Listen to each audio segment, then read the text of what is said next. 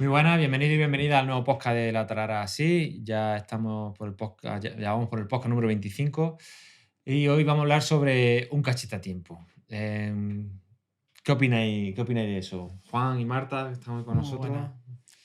Un Un cachete a azote tiempo. a tiempo evita muchos problemas, Eso, ¿no? eso está muy instalado, o no está tan instalado ya en la sociedad, ¿no? Eso, empiezo yo, ¿no? Eso está muy establecido y nosotros lo escuchamos mucho y a nuestra familia y en general. Y claro, esto tiene mucho trasfondo y vamos a ver si hoy le metemos mano al asunto.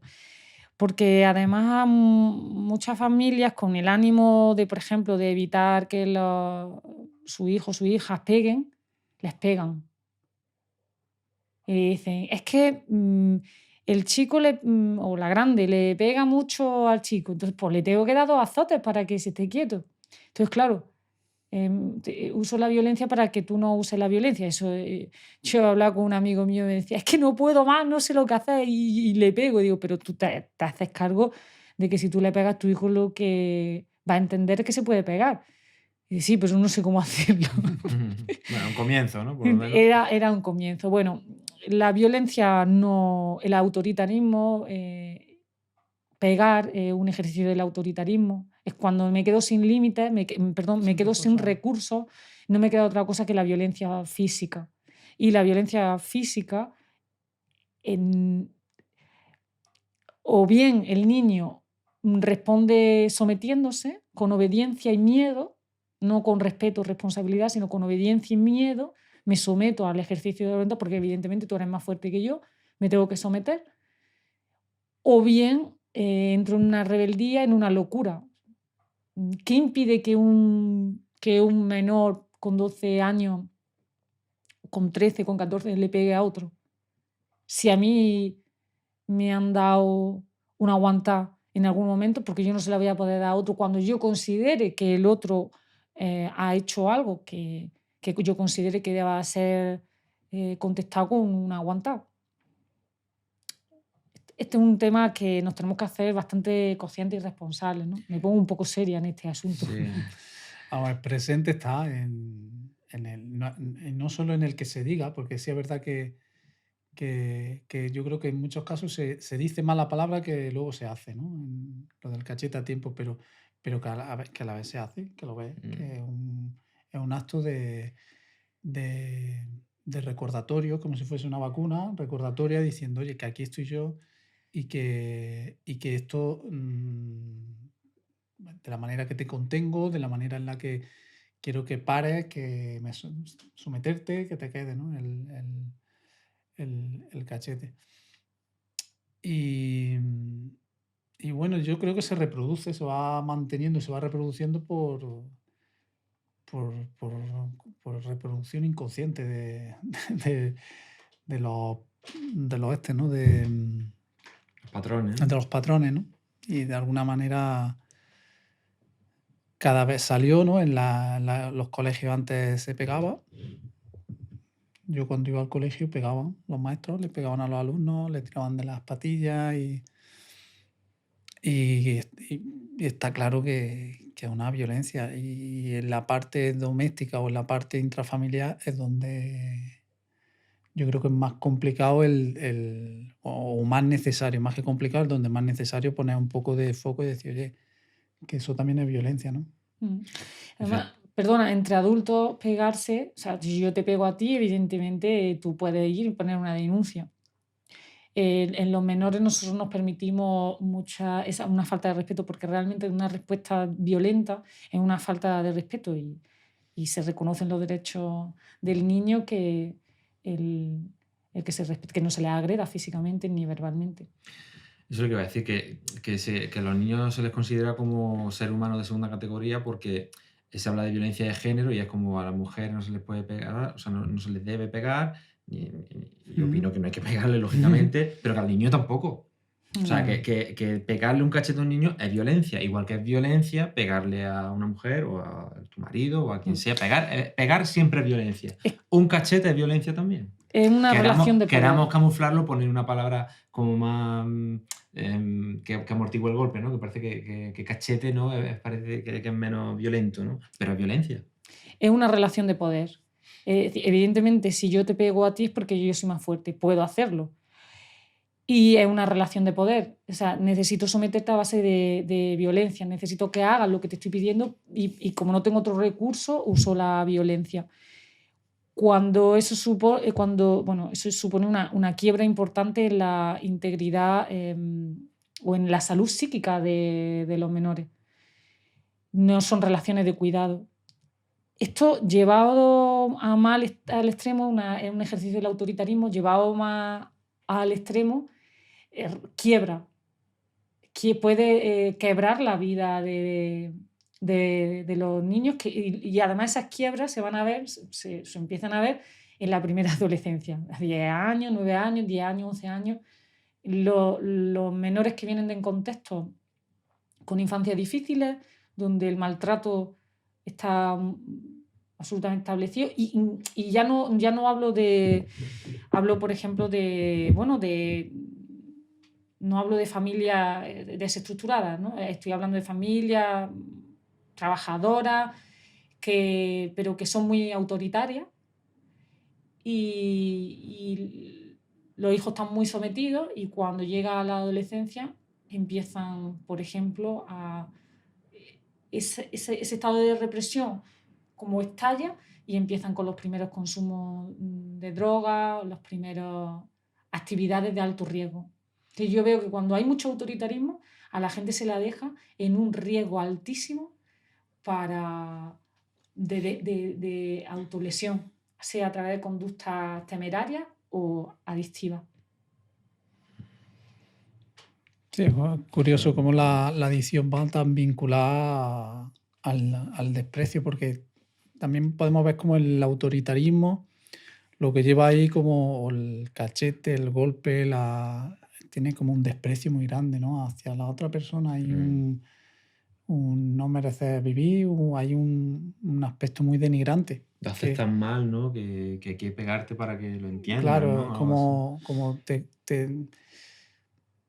porque luego en lo que acompaña en los actos físicos, lo que acompaña en lo verbal, ¿no? En todos esos casos, ¿no? Los mensajes que son mensajes denigrantes, son mensajes que llevan a la persona a lo más inhumano.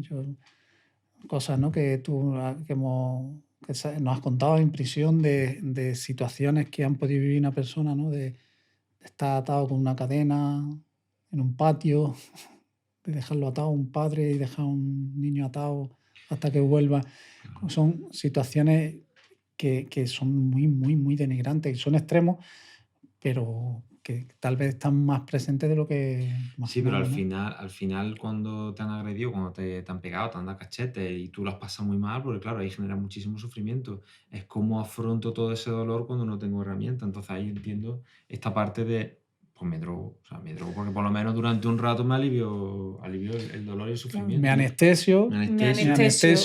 Lo que hace, además también es un acto de alta rebeldía. Es decir, el niño cuando pasa muchas situaciones de miedo, tiene que sobrevivir emocionalmente a esa situación, ese autoritarismo, a ver lo que va a venir ahora, a ver si me equivoco o no me equivoco, qué va a pasar, cómo va a reaccionar mi padre y mi madre. Es decir, tiene que aprender a mentir, a simular, aprender a sobrevivir emocionalmente, psíquicamente. Cuando entra en la adolescencia, va a buscar como vía de salida, de escape,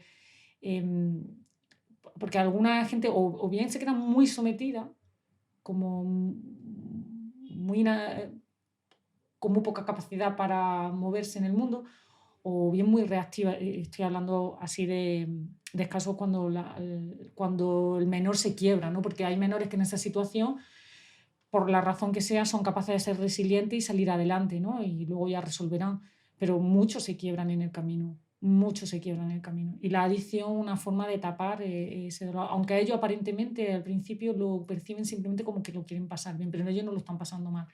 No hay una percepción del daño de esa violencia. Entonces, claro, porque al final hay un movimiento inconsciente de del daño psíquico, del el desprecio propio que uno asume, ¿no? Cuando está en ese espacio es como es como algo muy inconsciente. El consumo no es no es No algo tiene nada que visible, ver. y no es algo visible, ¿no? Yo cuando trabajaba en Proyecto Hombre había una pregunta que para mí era clave, ¿no? Y era fundamental, que era, ¿qué es lo que la droga hace por ti que tú no puedes hacer por ti mismo? ¿No? Y era fundamental porque ahí aparecía todo el dolor que había debajo de todo eso. Claro, yo, por ejemplo, rescato alguna historia, tú decías, rescato alguna historia para contextualizarla luego lo que pasa en algunas casas cuando además esos menores van a los colegios. Rescato algunas historias porque ahí los educadores, como profesionales, por autocuidado y por cuidado de los lugares donde trabajan, necesitan muchas herramientas, muchas herramientas. Porque se dan casos como contaba Juan, a mí trabajando en prisiones me ha sorprendido mucho cómo tanto internos cuentan como lo atan con cadenas, le atan los pies en fin, el cuerpo, para tratar de retenerlo en algo que consideren los padres que no deben de hacer, ¿no? Son situaciones de mucho abuso. Pero, por ejemplo, reconozco que hay algunos internos que cuando se trabaja con ellos aparentemente ellos dicen, bueno, mi padre me tenía que haber dado más, me tenía que haber pegado más para haber evitado que yo haya acabado en la prisión. Pero cuando los ponen en contacto realmente con lo que pasó en esa infancia, entonces empiezan a sensibilizarse y a darse cuenta con la mirada del niño que, que hubo dolor, aunque tienen una necesidad, muchos de ellos, de no culpar a los padres, evidentemente, porque los padres lo hacen con la herramienta que tienen, pero desde la mirada del niño en esa infancia, claro, ven que no hubo infancia. Muchos lo que repiten es que yo no tuve realmente infancia, yo lo que viví, a lo mejor una situación pues, que tenían que ser pequeños hombres, o un abandono tan grande claro, se tuvieron que hacer cargo de sí mismos. Y entonces empiezan a poder conectar con ese dolor y luego ya pueden ir comprendiendo cómo con la droga tapan un vacío, como un sinsentido de la vida, como un ¿para qué hay un lugar para mí? Van Tú que haces explorando. formación humana allí en la cárcel, ¿hay algún patrón en común entre todo el trabajo que haces con ellos? ¿Lo que les pasa? El tiempo que llevo trabajando, con la experiencia que he tenido, de lo que puedo hablar, con todo, llevo 20 años en prisiones y desde el 2008 en el espacio de la unidad terapéutica y educativa, tutorizando grupos. Yo lo que he observado es que no me he encontrado cuando entran en prisión vienen con una historia y muchas son impactantes. Este hombre ha hecho esto, no trabajo con hombres, este hombre ha hecho esto y tú lo ves en ese contexto y dices, es muy grave realmente, ¿no? Y yo siempre me hago la pregunta, ¿qué ha tenido que pasar para que esta persona haya llegado a esto? Y entonces cuando conoces la historia al completo, por ahora, yo no me he encontrado ninguna historia que no hayan tenido una infancia compleja. Ninguna. Y algunas realmente impactantes. Que a mí me ha puesto en un estado de humildad, en el sentido de, bueno, hay tantas cosas que pasan en privado en las casas, tan difíciles de digerir, que cualquiera de nosotros, si vive una situación así, es fácil poder acabar preso, es fácil, porque son historias muy, muy difíciles. Entonces, no me he encontrado ningún caso que la historia no sea difícil y que ellos no hayan tenido ninguna herramienta realmente para dirigir su vida. Cuando ya se ven o entran en nuestro espacio en la UTE, que entran voluntariamente y empiezan a reflexionar, lo coge un poco como agua de mayo, porque como empiezan a dar un poco de sentido a su vida. ¿Consideráis que hay gran diferencia entre la forma de abordar esto del cachete, esto de pegar entre hombres y mujeres? Ya no solamente de pegar como padre o como madre, sino también luego de gestionarlo emocionalmente como hijo. ¿Creéis que hijos a los que le han dado cachete o le han pegado, no sé, tú a lo mejor trabajando en la cárcel, ¿eres capaz de ver alguna diferencia entre Bueno, cómo afrontan el dolor los mm, hombres y cómo lo afrontan las mujeres? bueno, a ver, la diferencia básica en las prisiones es que la mayor parte de las personas presas son hombres y el porcentaje de mujeres presas es muchísimo menor. Son menos infractoras, cometen menos delitos. Esa es la principal característica. Y quizá cómo lo gestiona, no, porque cuando las personas se ponen violentas hay mucha violencia por parte de las mujeres, mucha del hombre. Pero sí que parece que dentro del contexto de la familia y, por ejemplo, de los internos con los que yo trabajo, habitualmente la persona que fue más autoritaria en la casa suelen ser los padres. Las madres son consentidoras. Si hay una situación de violencia, a veces las madres lo que hacen es no proteger, más que ser actoras. Y especialmente cuando se dan situaciones de abuso sexual o de agresión sexual, las madres como o parecen, ¿no? Las mujeres parecen como que se enteran de lo que está pasando cuando no son ellas las agresoras, que también las hay, ¿no? O son consentidoras o son facilitadoras. Eso también entra en las prisiones, ese tipo de perfil, ¿no?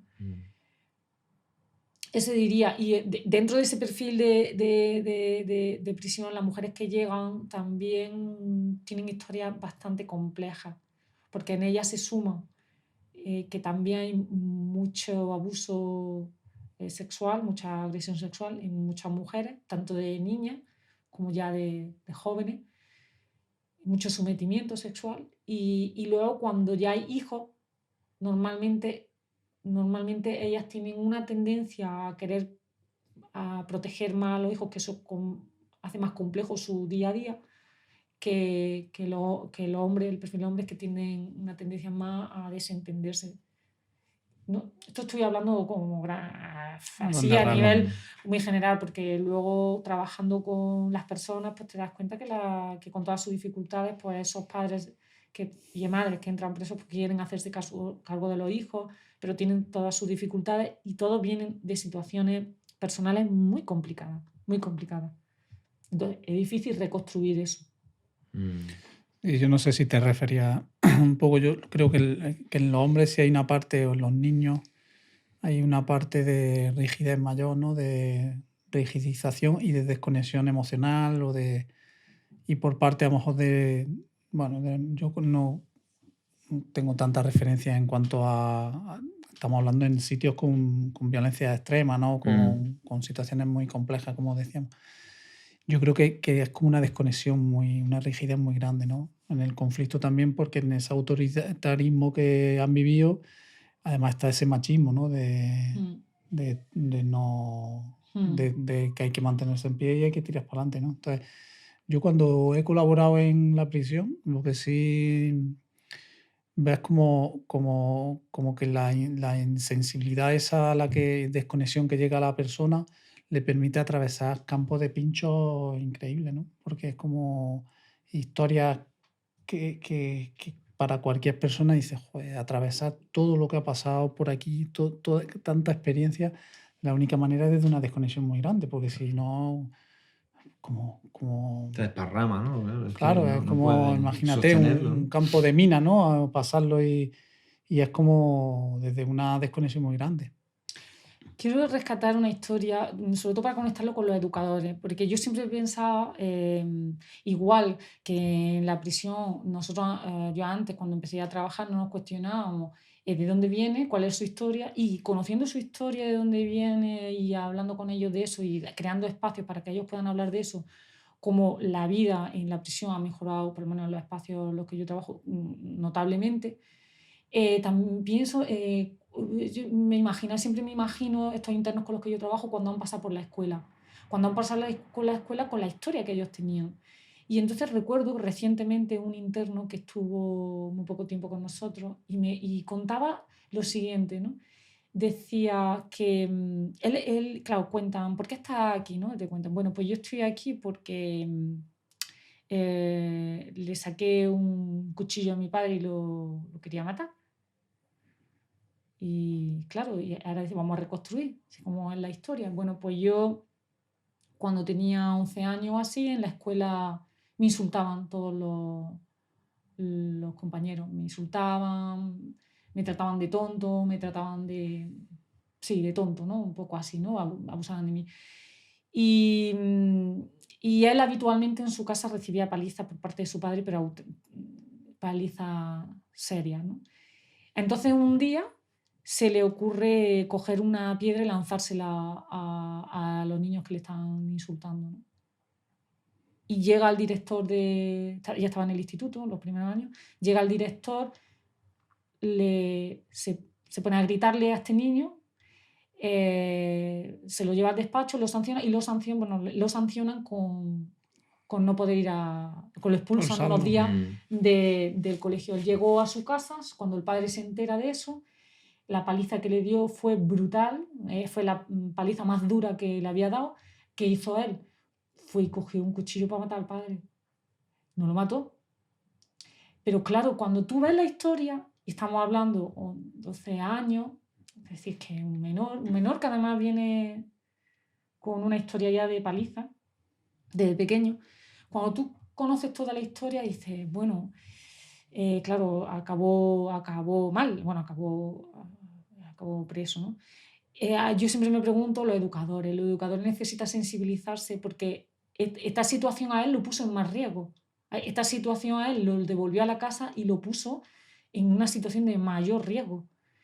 Cómo necesitan sensibilizarse que pueden tener alumnado que venga de casa con una agresión sexual, con una paliza, con ver cómo pegan a la madre o la humillan, cómo se drogan.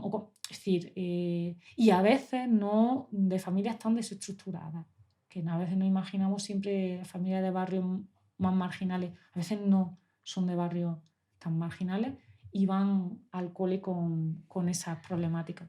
Bueno, vamos a centrarnos ahora en soluciones o en qué se puede hacer, ¿no? ¿Qué se puede hacer para evitar este tipo de cosas? En lugar de pegar el cachete, que es muy duro esto que cuentan, Yo ¿no? creo que más que evitar muchas veces, o desde el punto de vista del educador o de la familia, yo creo, pero principalmente del educador, es ampliar la mirada, es como poder contextualizar en mayor medida a la persona. Es decir, de dónde, como tú decías, ¿no? De dónde vienes, pues cuál es tu historia y cómo.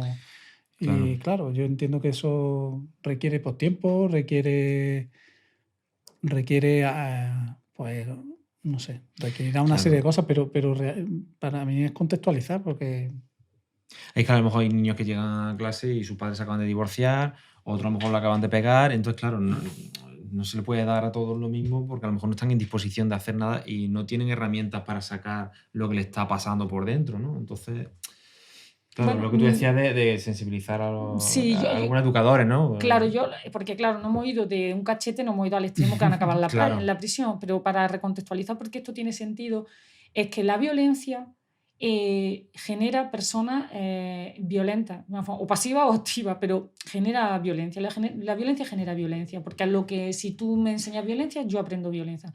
Si tú me enseñas cuidado, yo aprendo cuidado. Y es así de simple. Entonces, si la violencia genera violencia, lo que tenemos desde el punto de vista de los educadores, en los contextos educativos, necesitamos reflexionar sobre las instituciones. Necesitamos rediseñar las instituciones porque cuando los niños vienen en esas condiciones, las niñas vienen en esas condiciones, es muy difícil trabajar. Y es un desgaste también importante para los educadores, es difícil, muy difícil. Ellos necesitan formarse y transformarse personalmente para saber crear las condiciones en las instituciones que permitan dar espacio a estas cosas y puedan tener un desarrollo en el aprendizaje, digamos, saludable. Pero hay que generar los espacios. Sí, porque... Perdona, como soluciones se tienen que transformar. Los educadores necesitan entrenamiento, un profundo entrenamiento de entender que están trabajando con personas y que muchas de las personas que les llegan de niños vienen dañadas. Eso es lo que tienen que entender. Y para eso hace falta entrenamiento, que eso no se adquiere en un curso de 4 horas, 8 horas, se adquiere a lo largo del tiempo de entrenamientos comprometidos. Eso por un lado. Por otra parte, para las familias que se plantean o que caen, porque como este amigo, ¿no? Que me decía, si es que no tengo otra herramienta, ¿no? Y y le doy el cachete al hijo, reflexión, y que busquen, como hablábamos en los otros programas con Nima Martínez, buscar ayuda. Si yo llego a una situación con mi hijo en la que les pego, voy a buscar ayuda. Porque ya sé que mi hijo lo que está aprendiendo es que yo pierdo el control y cuando pierdo el control pego. Y él va a tener licencia para que cuando pierda el control pegue. Cuando es pequeño me preocupa menos, pero cuando tiene 16 años me asusto. Claro, y a lo mejor es que, claro, dicen los padres, si padres que pegan, luego hijos seguramente pegarán porque es lo que le está enseñando, que luego es el origen también del bullying, ¿no? Porque dices, joder, el niño le ha pegado a no sé quién, pues claro, si tú como padre le pegas a tu hijo que es como más débil físicamente, pues él va a buscar también a alguien más débil físicamente para darle. Las O sea, relaciones de tiene poder, si yo aprendo en una relación de poder, voy a reproducir una relación de poder. Efectivamente, claro. Entonces, y no aprendo otra cosa, no aprendo a no pegar pegándome. O sea, eso un niño no lo entiende. O sea, es que eso no lo puede entender. Claro, si es como tratar de pensar a largo plazo en lo que estoy haciendo. O sea, yo estoy pegando ahora, vale, y resuelvo algo a lo mejor corto, muy, muy, muy corto plazo, pero ¿qué consecuencias tiene esto a largo Mm. plazo? ¿Esto hacia dónde va? Mm. Muy bien. ¿Algo más para cerrar? Bueno, pues añadir eso de los educadores, el juicio, ¿no? Yo para mí también, al hilo de lo que he dicho antes, el juicio, que puedas como darte cuenta como cuando se juzga a un niño por un comportamiento determinado en ese momento, simplemente pues estás perdiendo de vista un recorrido muy largo y entonces, bueno, pues se le puede condenar a determinados aspectos de la vida que no le ayudan a ir resolviendo, ¿no? Hay una película, Wonder, el final, el niño tiene, bueno, el niño, bueno, lo acosan, le pasan muchas cosas, ¿no? Pero al final le tiene como una reflexión muy bonita, ¿no? Que dice, como que no sabes también el infierno que cada uno está viviendo por dentro, ¿no? Porque aunque sea el agredido y aunque sea el agresor también, ¿no? No sabe el Claro. infierno que puede estar viviendo. Entonces, Claro, esa es una de las cosas regalo de trabajar con personas presas, en mi caso, es descubrir lo que hay detrás del agresor. Y entonces cuando eso se descubre y se toca, cuando se pregunta, como nos indicaba Inma Martínez también en algún momento, cuando tú ves a una persona además que es violenta y tal, y simplemente le preguntas, pero ¿qué te pasa? ¿Qué ha pasado para llegar aquí? Y ves como alguna gente se derrumba y se pone a llorar y conoces la historia. Entonces cuando uno dice la importancia de que el ser humano, nosotros realmente necesitamos cultivar la bondad, el amor con el límite claro, coherente. Necesitamos cultivar eso y transmitir eso constantemente, porque eso es lo que los protege. Las personas se ponen peligrosas cuando los contextos son muy violentos, las personas se ponen peligrosas con ellas y con el resto.